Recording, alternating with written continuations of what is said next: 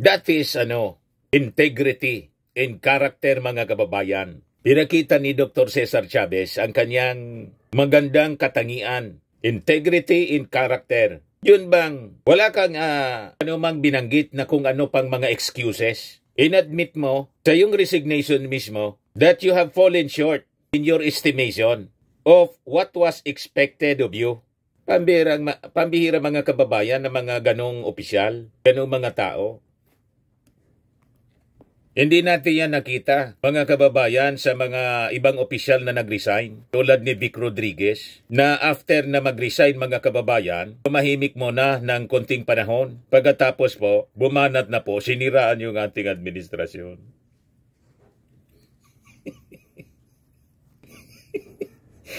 Diba? Si Trixie Angeles, ganun din po yung ginawa. Yung mga ganong tao po, delikado. Kapag alis niya doon sa company, o sa gobyerno or agency kung saan siya naglingkod dahil masama yung kanyang loob, siniraan yung kanyang former boss. Ito naman po yung bago naming product na binibenta online. Eye Glow Serum, whitening po siya. Tingnan ninyo yung epekto sa aking anak na architect before and now. Yung mga inquiries po ninyo, dumiretso na lang kayo sa kanyang Facebook account, Riz Maravillas. Joke time muna tayo mga kababayan. Kwentuhan muna tayo ng mga walang kwenta. Kasi yung mga kwento ngayon po, mga seryosong kwento. Yung PCO secretary, acting secretary si Dr. Cesar Chavez, na isang Bicolano, taga rito sa amin, nag-resign. Tuwang-tuwa si Jason siya. So, pag-usapan natin, mga kababayan, before pa na kung saan-saan mapunta, ang misinformation, disinformation, malinformation. Doon sila eksperto yung mga vloggers ng DDS. Kaya, sinubpe na po sila, sinubpe na ng Congress, TRICOM. Adiyan na niya, Mr. Maravillas, dyan ang kwento mong katatawanan sa joke time portion ng iyong programa. Naglagay na po tayo ng porsyon, joke time. Kung si Sara Duterte, no joke, tayo, joke time. Sabi ng teacher sa kanyang estudyante, siyempre, classroom setting. Ito yata nangyari nung panahon ni Sara as DepEd Secretary. sabi ng isang teacher, count niya 1 to 10. Sabi ng kanyang estudyante po, tayo agad po yung estudyante, very bright, DepEd Secretary po si Sara. Diba? Kaya yung mga eskwela po, matatalino. Sabay count po, pinapa-count ng 1 to 10. Sabi niya, 1, 2, 3, 4, 5, 7, 8, 9, 10. Sabi ng teacher, asan niya yung asan yung 6? Hindi mo niya nabanggit yung 6 sa 1 to 10? Sabi ng eskwela po, ng estudyante, during the time ito po ni Sara, today niya, ma'am, in the morning news, I heard that 6 died in a road accident.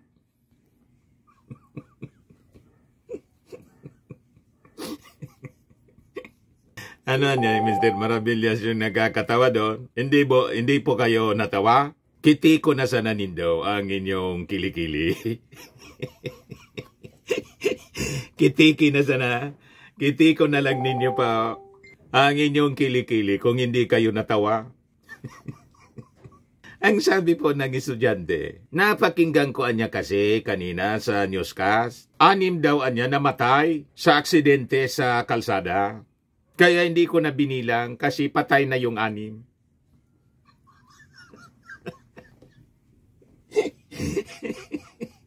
Very bright po. Panahon ni Sara Duterte.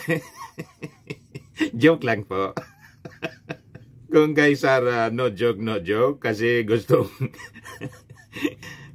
ipapatay yung ating Pangulo. Tayo, joke lang po. Hindi no joke. Talagang joke po. Baka patulan pa ng mga fake news peddlers. Kita mo niya, naging fake news peddler na rin si Mr. Maravillas. Ngayon, dito na tayo sa totoong kwento. Kasi po, by the way, click subscribe muna dito sa ating YouTube channel para dumami yung ating subscribers. 119,000 na rin po itong Bullseye News on the Go. Pero mas maganda kung mag 1 million tayo. Di ba?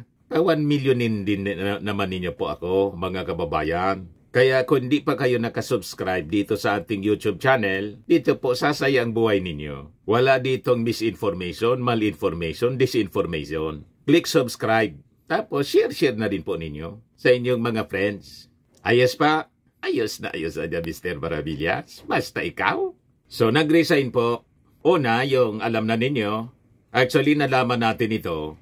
Yung information after na tayo po ay pumunta sa Tagaytay City. Pagbalik namin ni Mrs. dito, biglang may lumabas sa aming group chat na si acting secretary, PCO Presidential Communication Secretary, Dr. Cesar Chavez, na naging speaker pa namin doon sa Tagaytay Seminar Workshop.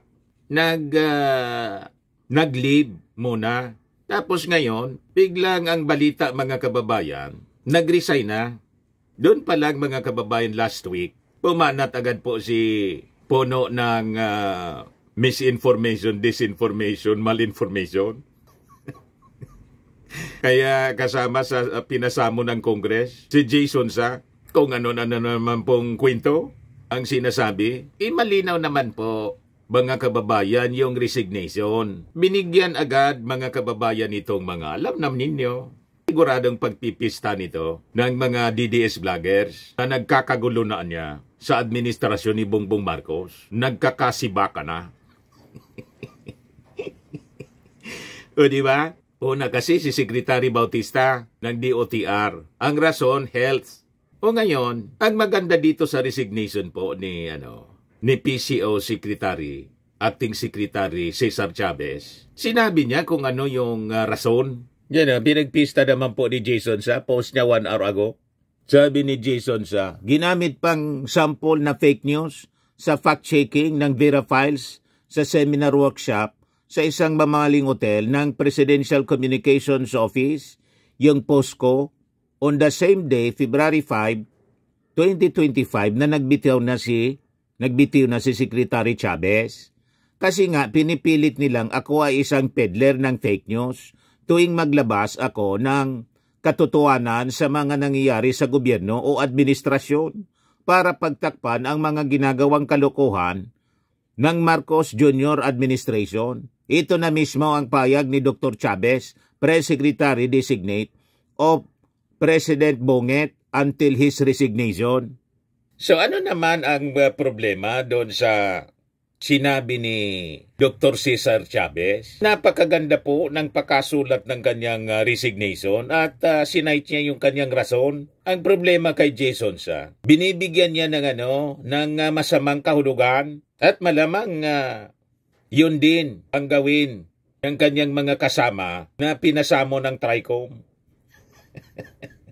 na tumakbo sa Supreme Court kasi ayaw magpaliwanag sa pagpapakalat ng mga misinformation, disinformation, malinformation, madaling sabi, fake news. Napakaganda po ng paliwanag ni Dr. Cesar Chavez. At saludo tayo. Ipakita ko po sa inyo. Basahin natin yung kanyang sinabi. Yan sabi diyan, to use a broadcast parlance, I will be signing off as an acting secretary of the Presidential Communications Office on February 28, 2025 or any time earlier when my replacement is appointed. I submitted my irrevocable resignation on February 5, 2025. However, I will not be signing out as a believer in this administration whose vision I will continue to support as I pursue endeavors outside of government but still within the realm of public service. I would like to thank the President for the opportunity to serve which has been an honor of a lifetime, made possible only by his trust and confidence in me. Although there is much for which I am grateful, and a long list of people to thank, I live with only one regret. In my estimation, I have fallen short of what was expected of me. So, salute to you, Secretary, outgoing Secretary, PCO, acting PCO Secretary, outgoing, Dr. Cesar Chavez. Pinakita mo ang iyong magandang katangian. Yan po, I have fallen short of what was expected of me.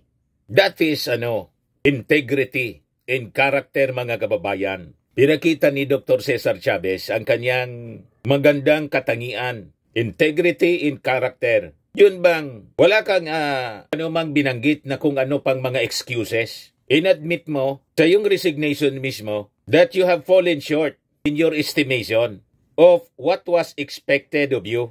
Pambihira mga kababayan na mga ganong opisyal, ganong mga tao. Hindi natin yan nakita, mga kababayan, sa mga ibang opisyal na nag-resign, tulad ni Vic Rodriguez, na after na mag-resign, mga kababayan, tumahimik muna ng konting panahon. Pagkatapos po, bumanat na po, siniraan yung ating administrasyon.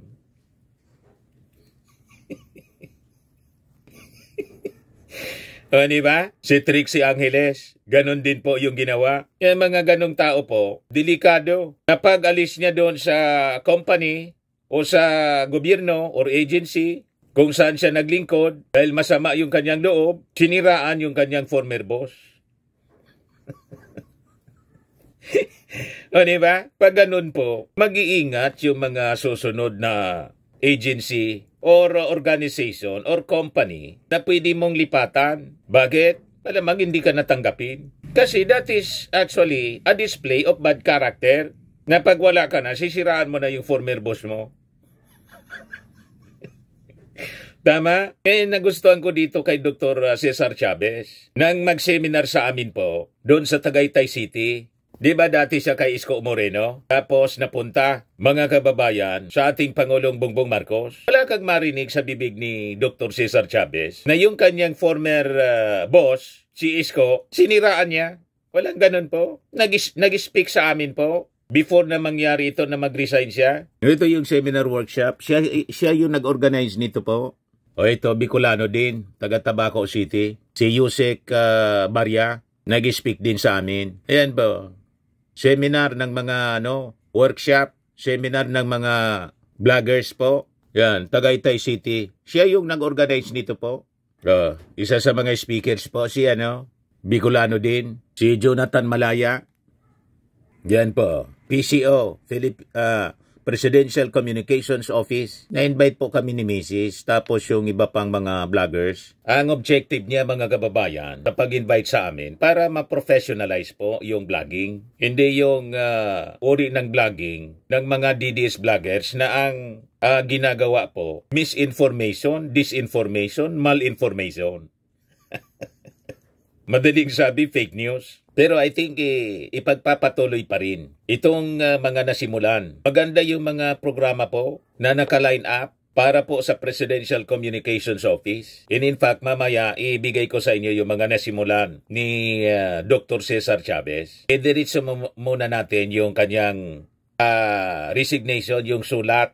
So sabi po ni Dr. Cesar Chavez, it is to this fidelity to the truth, the bedrock belief to which I have anchored myself as a former broadcast journalist, that I must tell the unvarnished truth about my resignation. Since my first day working in this administration in up to almost 2 years and 7 months, I have always served each day as if it were my last, and thus I strive to give my best, as I always remind to those who work with me at PCO, I am only as good as my last performance. And when the last day comes, I will live with the same enthusiasm, gratitude, and hope for a better future for the country we love. Dios mabalos, Mr. President Cesar B. Chavez. Anong rason po? In my estimation, anya, I have fallen short of what is expected of me. So malinaw po, nasa feeling niya mga kababayan, hindi niya na-meet yung expectation ng ating Pangulong Bongbong Marcos bilang isang Bicolano na may hiya, may delikadesa, nag-resign na lang po siya. Yan kami na mga Bicolano po, may integridad at yung karakter namin solid and grounded po sa sa good values. Hindi po kami yung mga Bicolanong walang hiya. Nagpapasalamat pa rin siya. And sabi ni Dr. Cesar Chavez, nandun ang kanyang mataas na respeto and belief sa ating Pangulong Bongbong Marcos. Hindi tulad ng yung ibang mga tulad ni Trixie, tulad mga kababayan ni Vic Rodriguez, nang umalis po kung ano-ano na pong masasamang salita yung mga binibitawan laban sa administrasyon. Yan ang test of karakter, mga kababayan. Kaya tingin ko, with this resignation ni Dr. Cesar Chavez, tingnan na lang natin sa mga susunod na araw. Baka in other agencies, re-appoint pa rin mga kababayan si Dr. Cesar Chavez. But for now, sabi niya, labas muna siya sa gobyerno. Ganun talaga po ang buhay. And that is normal sa isang secretary. Hindi yan unique dito sa administrasyon ng ating Pangulong Bongbong. Kahit sa administrasyon ng ibang mga dumaang presidente, ganon. Kaya lang, binibigyan ka agad, lalo na nitong mga DDS vloggers, ng masamang kahulugan kasi gusto nilang wasakin po ang administrasyon ng ating Pangulong Bongbong Marcos. Yan ang objective nila, manira. Yan yung post ni Jason Sao. Sabi niya, sino ngayon ang peddler ng fake news? Ang Vera Files ba o ang PCO Malacanang? Ang mga congressmen sa Quadcom o ang Tricom ng HOR? Ang Rappler ba o ang mga Insamada vloggers? Sabay banat sa amin, kami yung binabansagang Insamada vloggers. Inggit lang kayo kasi hindi kayo nakatikim ng Insamada sa Palasyo Malacanang, hindi kayo naimbita. At hindi na kayo maimbita pa sa palasyo kasi si Sara Duterte po never nang makakaupo bilang Pangulo. Kaya maglalaway kayo sa amin. O ngayon, si J. Ruiz po, taga-ABS-CBN dati, reporter, ang pumalit sa kanya. Ito ang balita ng Politico News. J. Ruiz to be appointed as Marcos new Communications Chief. Ito yung report ng News 5. Itinilaga si J. Ruiz bilang susunod na kalihim ng Presidential Communications Office kapalit ni Secretary Cesar Chavez. Sabi po ni Chavez, I spoke to J. Ruiz already. I informed him that I will introduce him to the PCO Mancom on Monday, February 24, so he can begin a week-long transition. So that by March 1, it's already a plug and play for him as new PCO Secretary, sabi po ni Chavez. So nakita ninyo, hindi pa rin niya pinabayaan ang PCO. Gusto niya may smooth transition. Hindi tulad ng yung mga previous secretary po, tulad ni Trixie, tapos ni Vic Rodriguez. Hindi nangyari yung smooth transition po sa kanila. Bigla na lang nawala. Pagkatapos sabay panira po nang hindi na ma-reappoint. Si Trixie, ngayon grabe po kung maka-disseminate ng malinformation, disinformation, misinformation. Ano niya yan, Mr. Maravillas? Bakit iba-iba? Iba-iba kasi po ang kaulugan niyan. Misinformation refers to false information that is not intended to cause harm. Ang disinformation naman refers to false information that is intended to manipulate, cause damage, and guide people, organization, and countries into wrong direction. Malinformation refers to information that stems from the truth but is often exaggerated in a way that misleads and causes potential harm. Diyan master yung mga DDS vloggers. Training po yung karamihan sa China. Nag-seminar po sa China. Kami nag-seminar po sa PCO dito sa Pilipinas, sa Tagaytay City. Development Academy of the Philippines. Walang intensyon na pilipitin ang balita. Factual dissemination of information. Hindi po manipulation ng information. Kita ninyo ang mga DDS vloggers? Ganon, minamanipulate nila. Binibigyan nila ng mga maling kahulugan. Yung mga balita, half-truth. Kukuha ng balita pagkatapos ititwist nila yung kwento. Yun ang mali sa kanila po. Yung mga unsuspecting viewers po. Dati mga viewers ko rin, mga kababayan, hindi nila nadidetect yung mga kasinungalingan. Kasi hindi sila trained sa pagsusuri ng mga balita. Ang akala nila, lahat ng nababasa nila sa social media, shared by so-called social media bloggers, totoo po, you have to check the source. Dapat maging mapanuri. Kami nag-seminar po. Una doon sa New World Hotel, sa Makati, kami ni Mrs. Kasi yung intention po to elevate discourse in social media at hindi po tayo mabiktima ng mga misinformation, malinformation, disinformation, madaling sabi ng fake news. Kasi it is harmful sa ating society. Tingnan ninyo ngayon, ang gulo-gulo na. Kaya tama itong ginagawa ng TRICOM. Sinumpena na po sila. At malamang sa susunod, matulad sila kay Harry Roque, wanted, nagtatago. Nasira yung buhay po ni Harry Roque. So ito si Jay Ruiz, dating reporter po ng ABS-CBN. Ito si Cesar Chavez, outgoing secretary, PCO. So si Ruiz, mga kababayan, journalist for over 2 decades siya. Mas senior ako rito. Ako 3 dekada na po. 40 years. 4 na dekada na ako sa gawaing ito, sa trabahong ito. Ito, kalahati lang ng experience ko, mga kababayan. Bata pa man si Jay Ruiz. So retired ABS-CBN reporter in 2016. Taga Ilocos region din pala siya, Ilocano.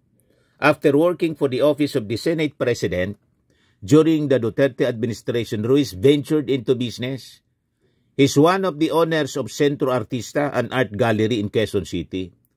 Ruiz will be 4th head of the PCO under Marcos.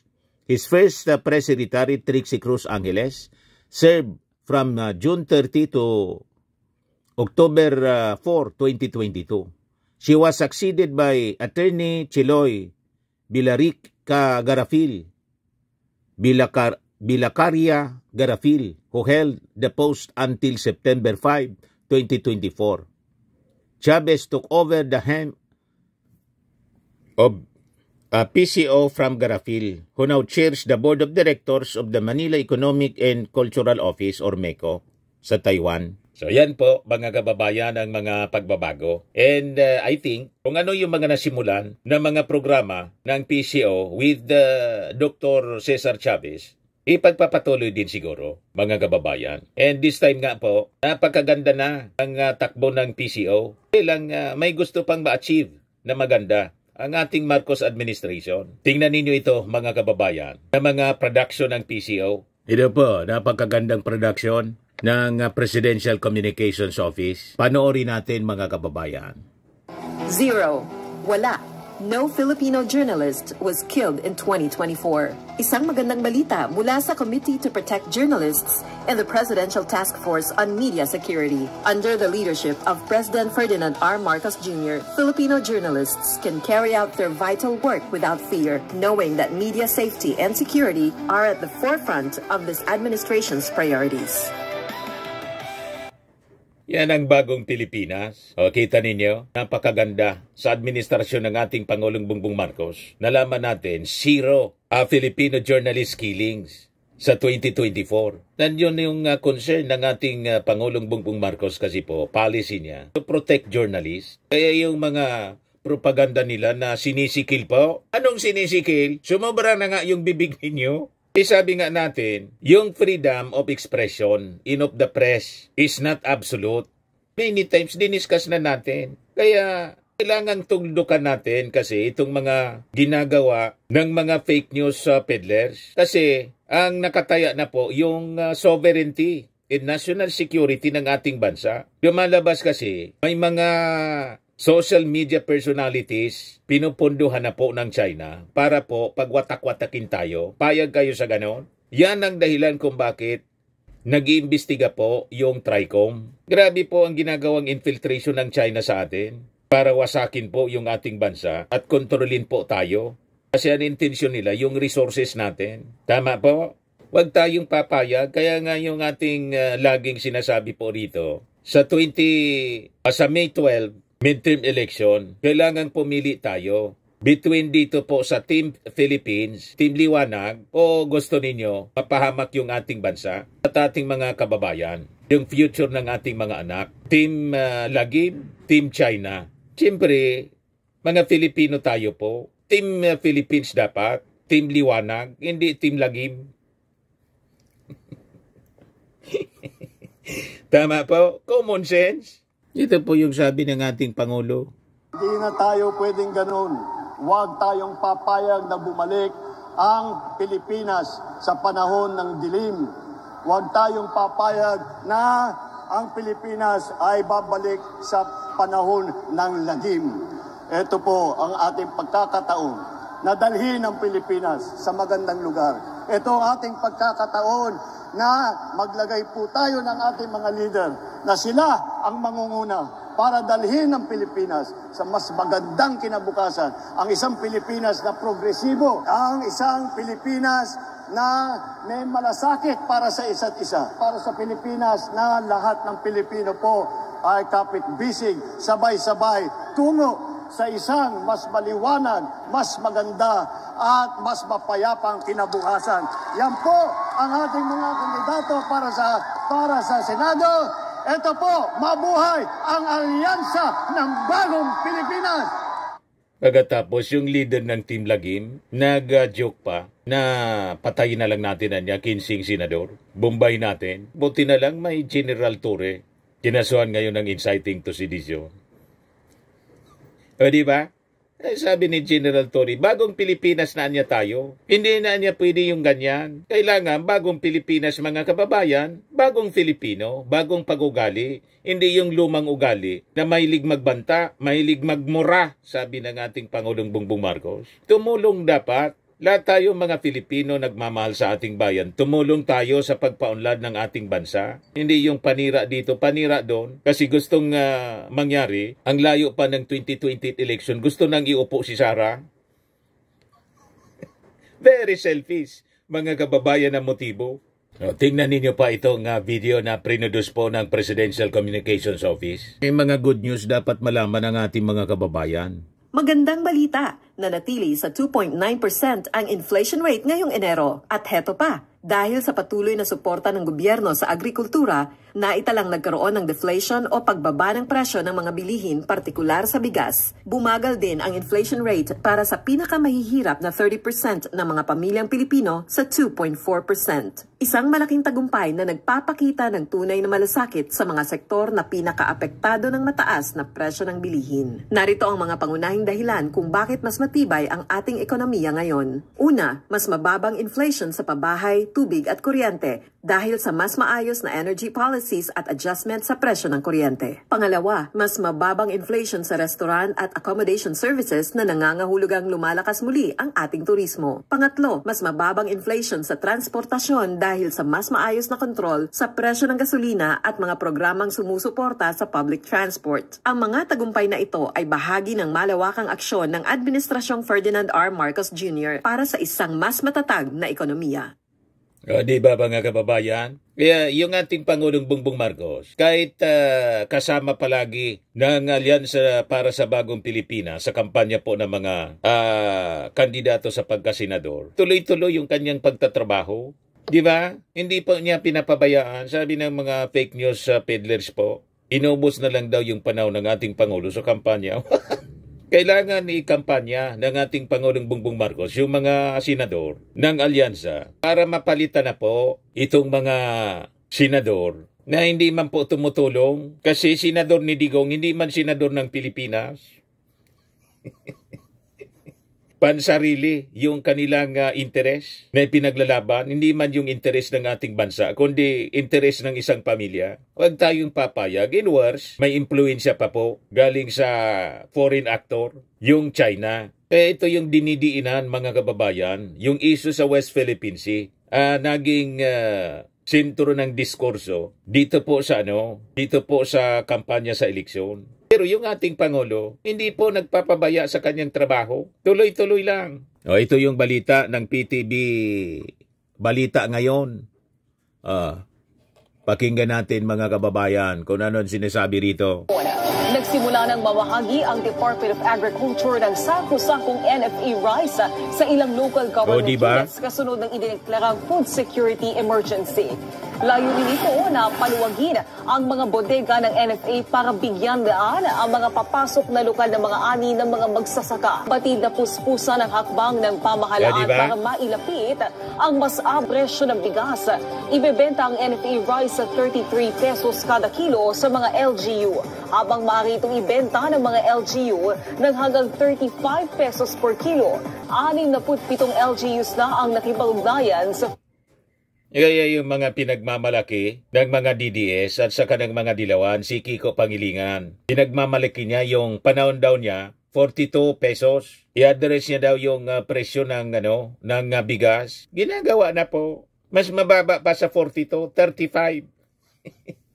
Kasi ng objective ng ating gobyerno, ng ating Pangulong Bongbong, i-reduce siya hanggang sa 20 pesos per kilo. Ganun po, nakikisakay po si Kiko sa kampanya ng ating gobyerno. In first time ito na i-declare po ang food emergency para po ma-distribute ang libu-libong bigas na nasa mga bodega ng National Food Authority para mapababa po ang presyo ng commercial rice. Ganon, napakagandang balita. Yan po, kaya lang nilulunod ng mga masasamang balita sa politika. Huwag na tayong papayag sa ganon. Kaya dito po sa ating vlogging, magpi-feature po tayo ng mga napakagandang balita na kailangang malaman ng mga mamamayang Pilipino para ma-neutralize natin yung mga pagpapalaganap ng fake news and bad news ng mga kalaban sa politika. Pinapalabas, walang ginagawa yung ating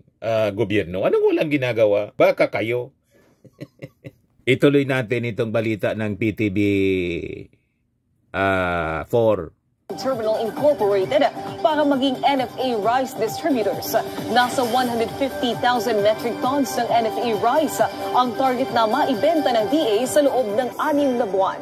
Sundaan namin sa NFA Council, mimili tayo ng palay this year, 2025, ng minimum ng 23 pesos per kilo at pwedeng umabot ng 30 pesos per kilo. Depende na sa market. Naglamahal ng Pangulo kasi President Bongbong Marcos ng 9 billion pesos para makabili tayo mula sa ating mga farmers. Allocation? Pinayuhan. Ang daming mga magagandang balita po na ginagawa ng ating Pangulong Bongbong Marcos. Kaya kung gusto ninyo po ng magagandang balita, makakatulong sa inyo pong mga pangangailangan tulad nito na pagpababa sa presyo ng mga bilihin, dito po kayo makinig sa amin. Tapos kayo, pakiusap namin, i-share ninyo yung ating mga videos po. Ayos po, mga kababayan.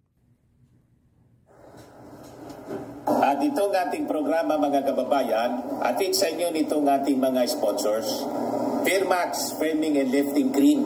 Pinapay po sa mga pulses in affected area. Mainam po ito sa mga pains at paninigas ng mga kaso-kasuan. Ito sa mukha naman yung application, anti-aging, Automax po siya. Ito ay Glow 60, mga kababayan. Whitening po siya. Made in South Korea. Ito naman po, Ningxia Red Mix Fruit Drink. Gawa po siya sa goji berry. May anti-cancer properties po siya. At sa mga nagana po ng malinis and spacious fitness gym, pumunta lang po kayo sa aming Colossal Fitness Gym. May Grab ka rental din po kami. At bills payment po sa aming office. At saka sa mga mahilig po sa mga imported bags, manood po kayo sa live selling ni Madam Aileen Rosales sa kanyang Aileen Closet po. Pati mga shoes, ito yung kanya po. Ito yung kanyang page. Kita ninyo, napakagandang mga online selling po siya. Si Madam Eileen Rosales. Cellphone number niya po 773-798-7816.